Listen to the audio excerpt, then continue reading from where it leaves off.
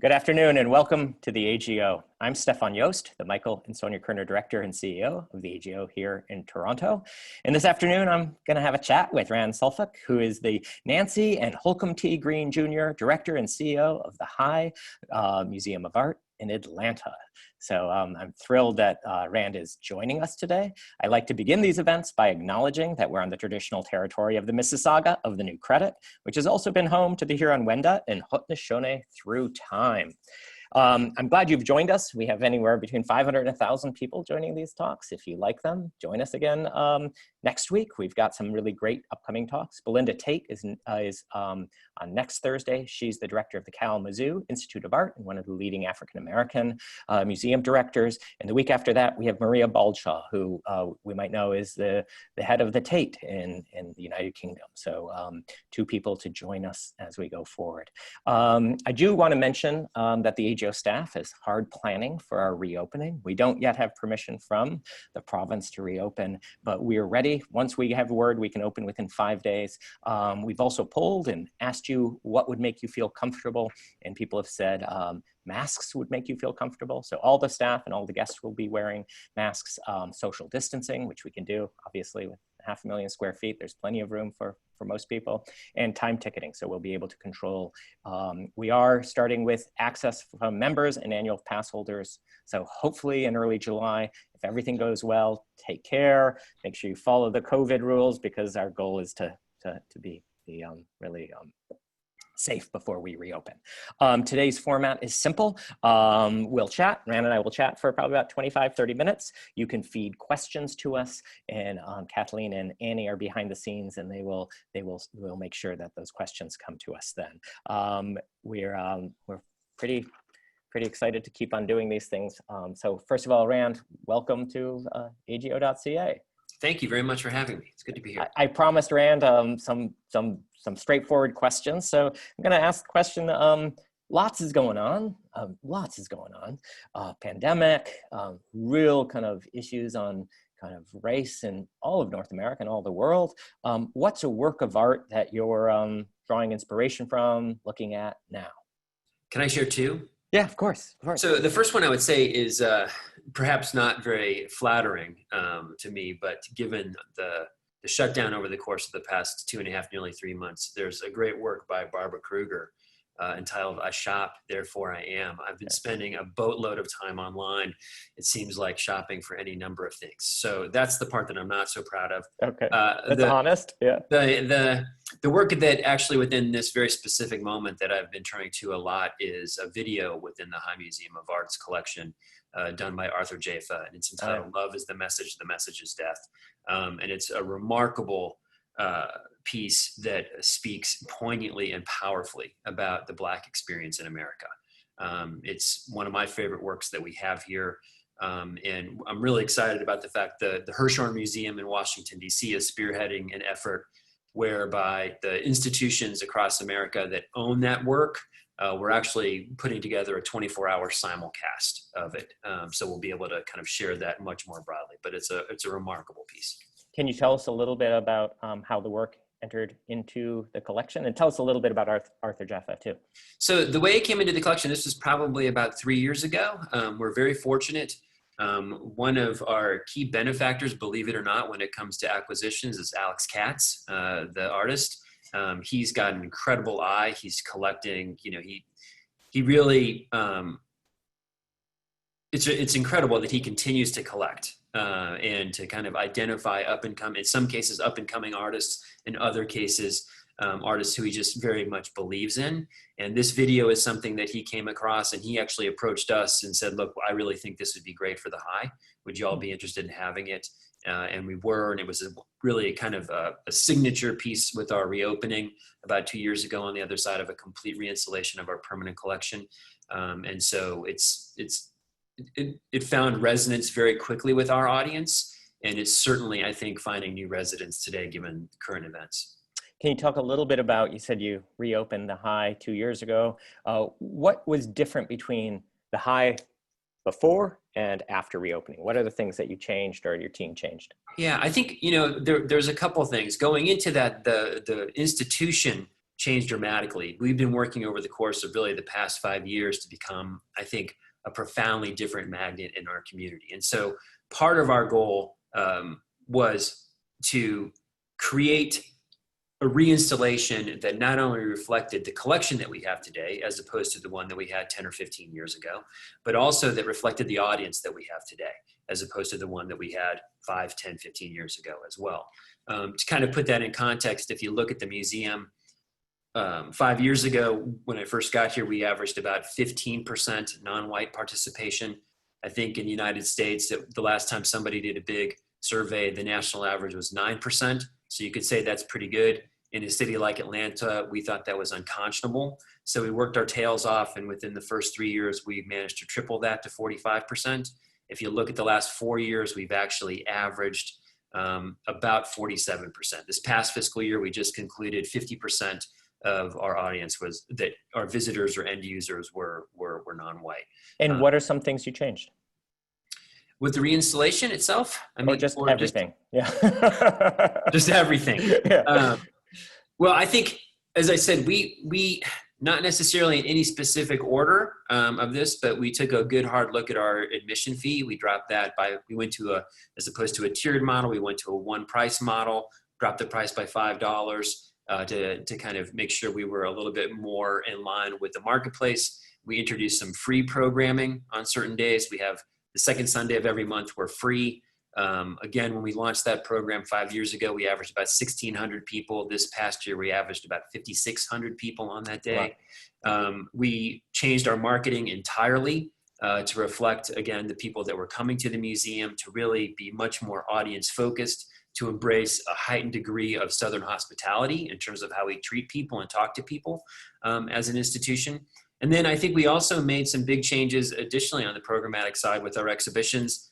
If you look at a 4-year slice of our exhibition schedule, during that time, more than half of the shows that we've presented, in fact, 62%, are highlight or focus on, not a token this or token that, but a highlight or focus on important work by artists of color, gay artists, and women artists. Yep. And so and then we've tried to also back that up with our acquisitions at the museum. The High actually, over the course of the past decade plus, has done, I think, a remarkable job at really been very intentionally building the permanent collection in a way that was reflective of the diverse contributions of artists across the board. So we've tried to kind of build on that work as well. And any downside to that? Were people scared of doing those changes? Or has it been really like, wow, we should have done this a while ago? I think by and large, it's been remarkably well received. I think it would be naive not to understand that that while most people perceive those changes as progress and important for us, there's a certain segment of our audience that probably feels as if they're left behind in some way, shape, or form. And I think from that standpoint, that's some of the work that we have to do in terms of how do we engage with that audience and make sure that that segment feels like there's still plenty for them to do here at the museum. I mean, I think in many respects, it was more about age than anything else. Yep. I mean, look, last year, 70% of the people that came to the museum were under the age of 45. Yeah. And none of the statistics I've been telling you include school tours, right? Yeah. So that's not part of the mix. Yeah. So, this year we're launching a new program. We've hired a new director of creative aging and lifelong learning is what we're calling it. And their job is really to develop a suite of programs that will really be for, empty nesters to retirees, people that still want to be engaged, that are still excited about the museum. How do we create content and program that is specific to that group?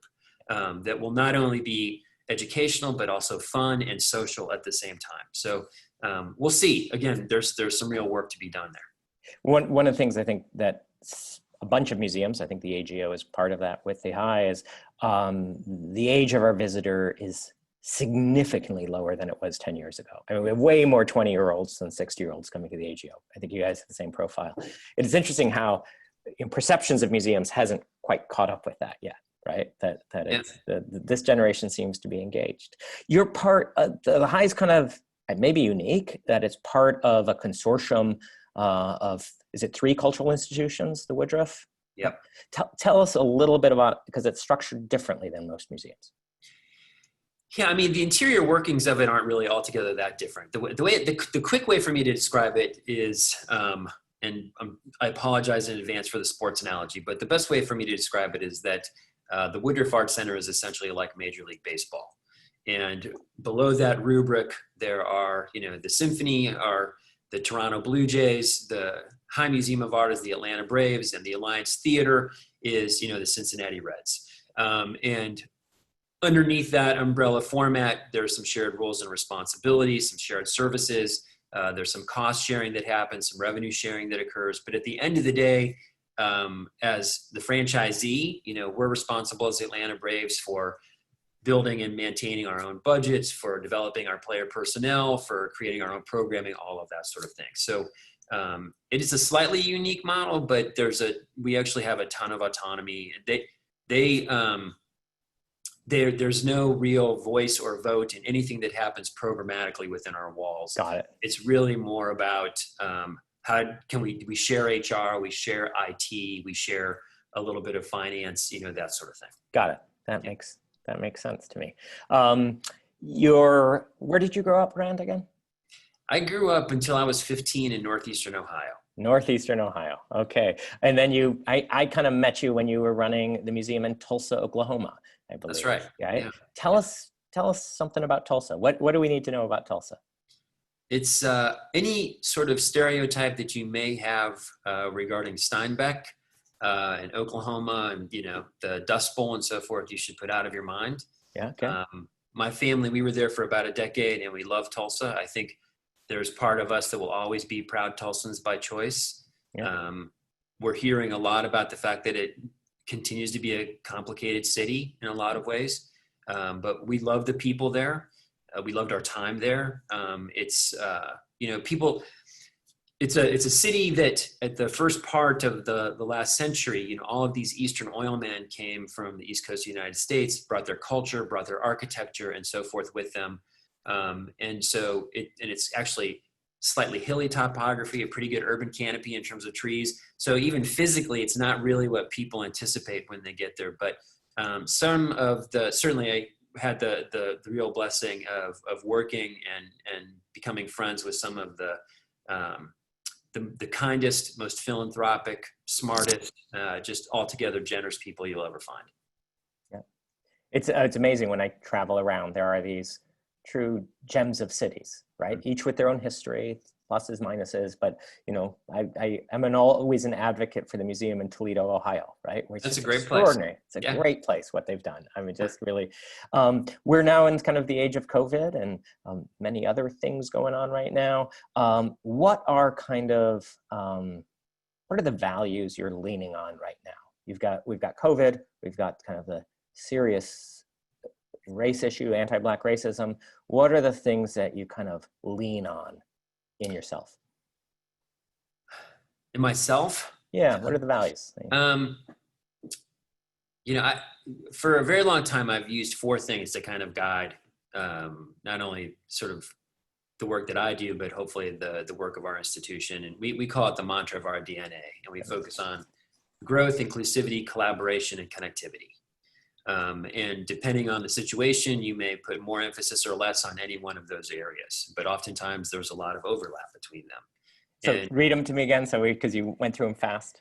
Growth, inclusivity, collaboration, and connectivity. Got it. And as we entered into this whole COVID-19 situation, I mean, one of the first things I did was write a letter to our staff, really telling them that while the business or the way in which we do business has changed, our mission has not. And that probably in very different ways than we have before, our focus on both the connectivity and the collaboration part of this was going to be heightened because we were going to have to figure out how to do what we do differently, because people in the community are going to continue to need, the inspiration, the constructive distraction, the release from whatever's happening in a way that only we can provide. Yep. And so I think I'm really proud of our staff and the way in which they pivoted to becoming a virtual art museum, and really continuing to focus on, how can we continue to to work to change Atlanta, in a positive way. So I think that, I continue to kind of go back to those things as a touchstone. With the current events around race. It's been a lot of listening. I think it's been a lot of framing and also focusing for our staff. I think all institutions right now are kind of coming at this from a different place, given the work that they've done before this. And so as Atlanta's art museum, given the history of this city when it comes to protest and civil rights, as the birthplace of the civil rights movement and so forth, and some of the progress that I was mentioning before, I think one of the challenges for us is to figure out how do we appropriately enter this dialogue. Yeah. And what does that mean for us? What's our responsibility within that? There's a lot of tension there. As you can imagine, you have staff members and others who feel that we should be much more proactive than what we're doing, perhaps. But at the end of the day, unfortunately, we're not a social justice organization. We're an institution that's devoted to affecting positive change via engagement with complex visual culture. And there's a role for us there, but trying to make sure that, I think, goes back to sort of the focusing part of it and the framing part of it is, how do we make sure that our strengths dovetail with our community's needs right now? Because there is a role for us to play. We just need to make sure that it's one that we can actually bring something positive to the table. Right. That you have kind of strengths in that area. Yeah. What are some things that you're super proud of your staff that you just think they did a great job on that during the age of COVID? Candidly,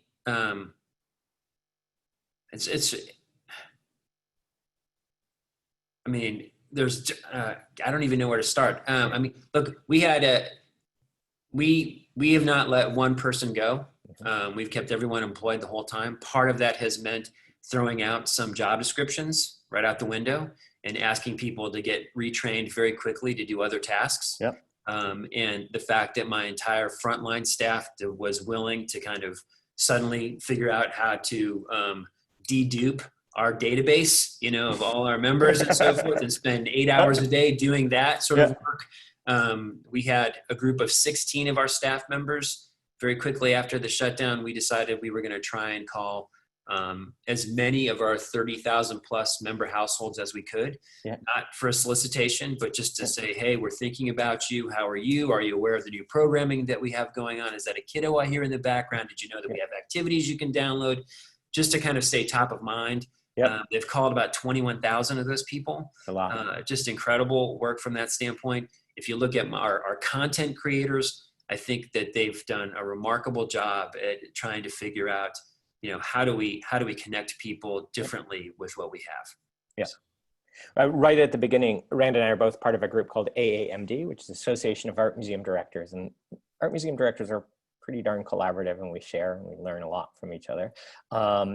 And one of the things, right at the beginning, they had a historian, and she was talking to the group saying, during a crisis, some groups, organizations will survive and they'll be much smaller.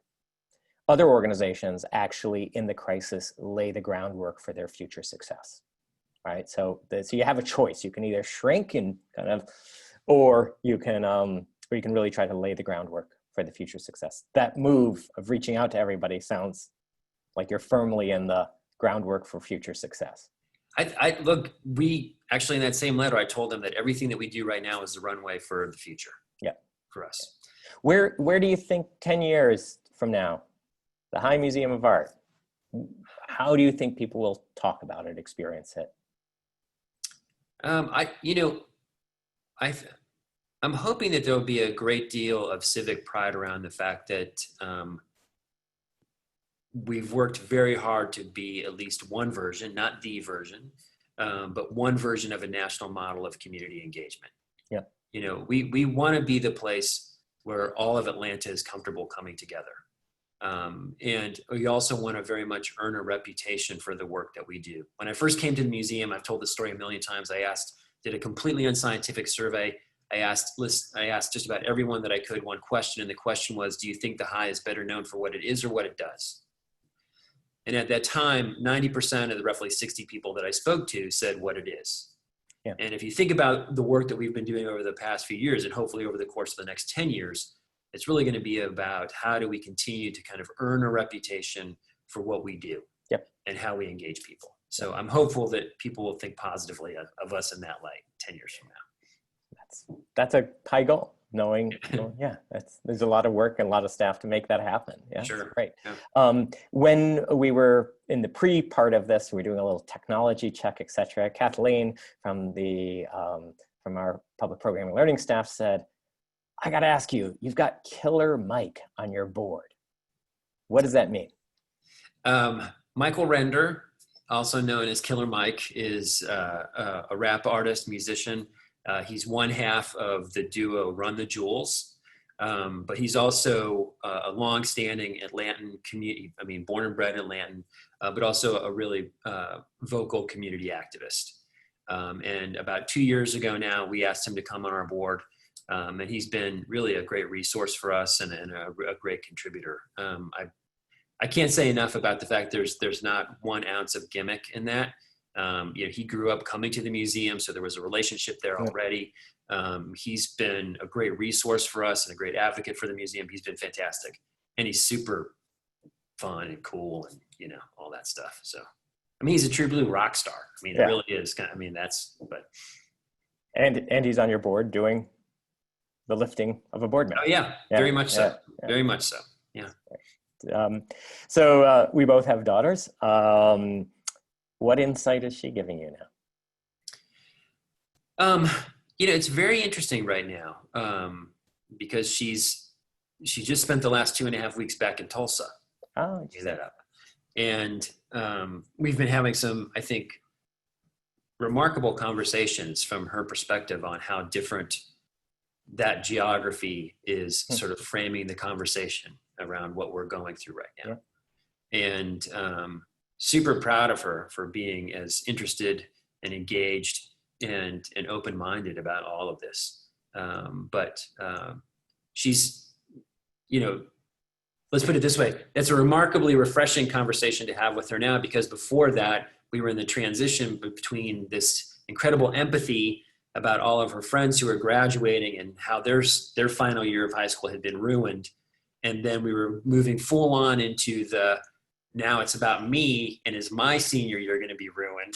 So right. From that kind of semi-selfish place into, and I hope she doesn't watch this, but from that semi-selfish place to, her ability to kind of jump to this, a much different worldview has been very encouraging as a father. I'll say that. So.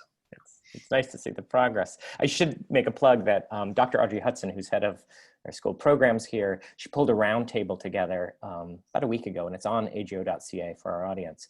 And it was about how to talk about race. And it is a really great 40-minute, and certainly helped me kind of think about, be a little more intentional about how I'm talking about race with my 9-year-old, and kind of conversations that need to happen. So it was, it's interesting when kids learn, and how we teach them is pretty important. Tell me about a work of art that you have at home that you love. Oh, that you can't always choose amongst your children. Yeah. Fun, come on. So go ahead. Yeah, one that we should know about. One that you should know about. I have 3 small works by a Mexican artist named Luis Lopez Loza, which are beautiful. We live at the Suffolk household. We live primarily with non-figurative abstraction, and so these are 3 very beautiful small abstract paintings. In some cases, sort of oil collage. I think he painted some different things and then cut up the canvas and then collaged some things together in that fashion. He's not very well known at all in the United States. I understand that he's considered in some cases a national treasure in Mexico. But these are, they're beautiful things, candidly, I found on eBay, and but they're some of my most favorite works, and I never tire from looking at them. It's one thing when I was in quarantine for 2 weeks, we got back to Canada, March 14th, 2 weeks at home.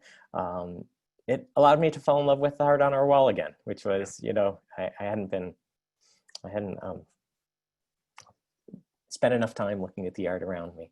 We've got a question here. As you respectively live and work in smaller, mid-sized cities before starting your current roles, can you share any advice of how to navigate the art world in larger cities? I guess it depends on what part of the art world we're talking about. Yeah. If you're, a museum person or an administrator, I might be able to speak to that much more than I could if you're an artist. I think if you're a working artist, a lot of that has to do with the kind of ecosystem that you have within your community, whether is there a healthy gallery scene that can help do the care and feeding and presentation of up and coming artists and so forth.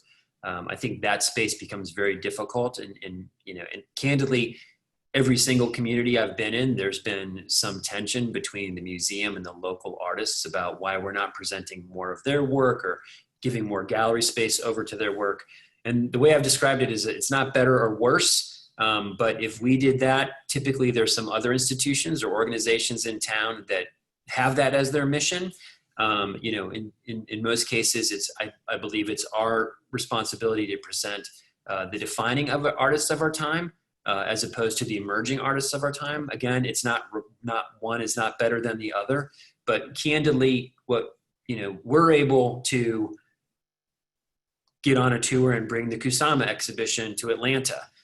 Some of our colleague institutions here and some of the other cities, that's not something they would be able to do, or to borrow work from the Art Institute of Chicago or MoMA or what have you. Again, not better or worse, but that's kind of what we do. So I'm not sure I can speak so much to that part of it.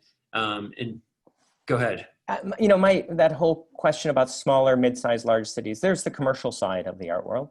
We can talk about that. It's a huge conversation.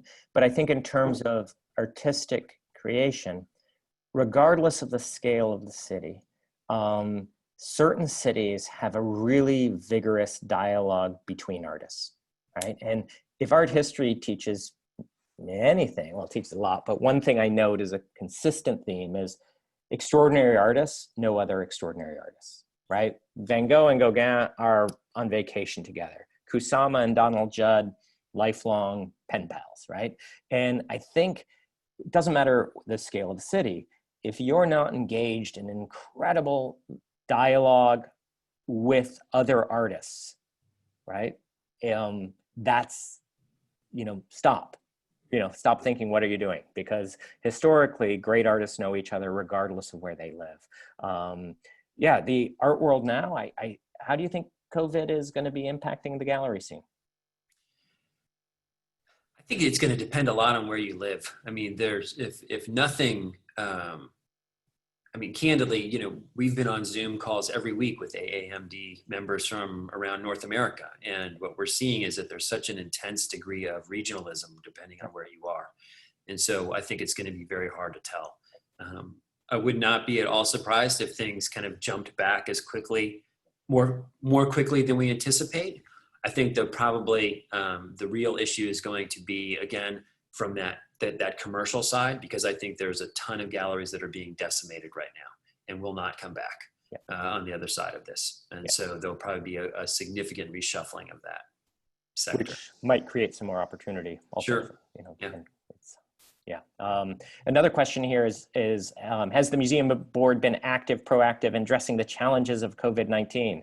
I've got to say our board has been incredible and super helpful. The reason we've been able to keep staff on is because of philanthropy at the board level. I mean, that's a key part, as well as everybody took a 25% pay cut. So that's how we've managed it. How has it worked in Atlanta? We've been very fortunate. Our board has, I think, been incredibly supportive of everything that we've done. We were having a strong year going into the shutdown, and so our fiscal year just ended May 31st. So we were able to end the year in the black with a small surplus. We made a lot of hard decisions to kind of get ourselves there, but we're proud of that. And then this year's budget, it's going to be hard. We dropped about $3 million year over year to kind of get us there. But again, one of the commitments that we made and our board has full-heartedly embraced was the fact that we were going to protect our staff to the extent that we certainly could. And so that getting ourselves to this year's finish line at the moment does not include any reductions in staff, but feel very supported and grateful. I agree. It really takes a team at all levels to keep the organization healthy and thriving. I was amazed when I went to Atlanta. When were we there? Last year? January. Just January. That was, wow, it seems like so long ago. But a couple things that struck me were super sophisticated place. We went to several historically Black colleges, and I've never actually visited historically Black colleges. And tell me what the historically Black colleges, Spelman and Morehouse particular, what's their impact on the culture of Atlanta? Oh, I think it's significant. You also forgot the Clark Atlanta. Clark Atlanta. That whole area is kind of known as the Clark Atlanta University Center. And so there are those three institutions there. Clark Atlanta is co-ed, Morehouse is for men, and Spelman is a women's college. But one of the things that I think is remarkable about those institutions in terms of Atlanta is that people go to school there and they stay here. It's not like a lot of other places where you go to school and then you come back home or you boomerang somewhere else and so forth. And so there's really an ongoing, those alumni are just here, and you run into them all the time. And from that standpoint, I think one of the things it's done is it's allowed Atlanta to kind of keep a lot of great leadership here and energy here that is going up, other places clearly. And for me, that's one of the great things about this city is that, by and large, there's a lot of intense belief that Atlanta is a city for the future. Yeah. And, how can we collectively, it's a big city, but it also feels like a city where if you want to get involved and you want to make a difference, that there's opportunity hopefully for you to do that. Yeah. There's a lot of optimism, I think, around that space. Yeah, it seems to me a fundamentally optimistic city. As the birthplace of the civil rights movement, what are some things you think that Atlanta has a better grasp on or understands better than some other cities? I think certainly the power of protest. Remember, I've only been here for 5 years, so I'm still learning a great deal, but I think there's a healthy respect for the ability for peaceful protest to make a fundamental difference, that and a willingness to be relentless in pursuing that. Yep. Atlanta is a city where you can still engage with civil rights era icons. Yeah. We're blessed to have a very good relationship with Congressman John Lewis, who's, for those of you that aren't aware, is one of those icons. Yes, he is. We asked if we could, reached out to him personally to ask if we could use a quotation from him to put on one of our big building banner that really speaks to this moment. Yep. And so you have this group, this new energy, as we were just talking about, coming from one level, from those HBCUs, from other people in the community and so forth, but you also have this incredible history, that's this living history that's there, and that the wisdom that those individuals are able to kind of pass down, I think, and provide context to what's happening today is, I think, very different than many other cities. So it's from that standpoint, I think it's not only incredibly, it makes us a very resilient city, but I also think that it gives us a great deal of appreciation for what's possible when people come together around a common cause and really rally in a positive way. So one thing the High and the AGO share is Julian Cox. So he's our chief curator, and he was curator of photography for many years at the High. And one of the things I was impressed with on his resume is actually his ability to grow that collection. Talk a little bit about the photo collection. Well, we sure hope, at least we like to say, that we have the single largest collection of civil rights era photography anywhere. Yeah. And Julian was certainly the key driver in building that collection. It's one of the things that I think gives us distinction amongst our peers, and one of the things that we're very proud to be the steward of. So, It's extraordinary. If you think of a civil rights era photograph, whether it's the source photograph for the Andy Warhol kind of attack or the I Am a Man, they're in your collection. So it's really a great treasure. Final question here, because we're almost at time. Can you speak about the architecture of the High Museum and how it contributes to the reach and message of the museum? So we're very blessed. In 1985, we opened a building by Richard Meyer.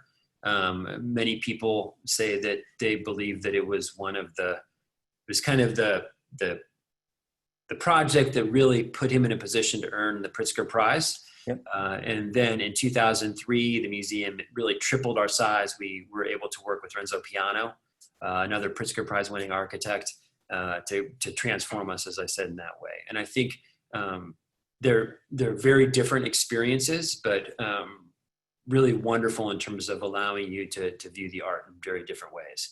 And so from my standpoint, I think to answer your question directly, it really is very additive to the visitor experience in a positive way. Both of them have a certain kind of sensitivity and approach to the presentation of artwork. So that's kind of fascinating in terms of the emotional or psychological kind of experience of the different scale of the galleries and how they're positioned and the flow and all of those sorts of things. So I think it adds a layer of interest that you may not otherwise get at other institutions. So. Visiting in January was great. There was a lightness to both the buildings that because I'd never been there, was kind of surprising and great. And you also have great security staff. They were super nice and friendly. Oh, thanks. I'll make sure to tell them. Yeah. So, all right. So thank you very much. Enjoy your summer. We're just entering our summer here, and I look forward to chatting with you again soon. Always great to see you, Stephan. Okay, Thank you very much. All right. Bye-bye.